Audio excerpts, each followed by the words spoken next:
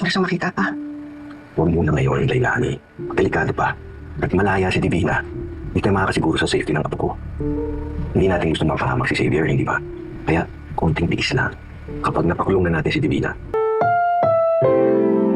Ang programang ito ay rated SPG. Striktong patnubay at gabay ng magulang ang kailangan. Maaaring may masiselang tema, lengguwahe, karahasan, sexual, horror o droga na hindi angkop sa mga bata.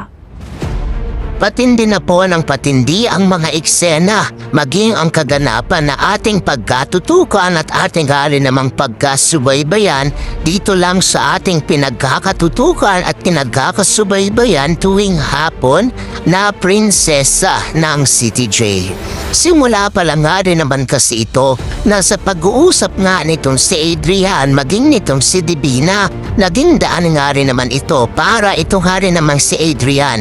Kukunin nga rin naman niya ang tiyempo para sa ganon ay magawa nga rin naman niya ang kanyang sariling plano dahil nga rin na alam nitong si Adrian na makakatulong sa kanya itong si Divina. Para sa ganon ay makuha nga niya ng tuluyan itong si Charlene. Hindi nga pinalagpas nitong si Adrian ang pagkakataon na dito nga rin naman sa pag-uusap at paghaharap nga nila nitong si Divina ay naging daan nga rin naman ito para magkasundo nga ang dalawa sa kanilang plano.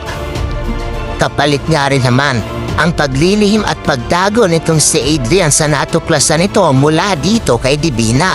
Kaya sa pag-uusap nga rin naman ang dalawa, sasabihin nitong si Adrian dito nga rin naman kay Divina na tutulungan kita Divina sa isang kondisyon.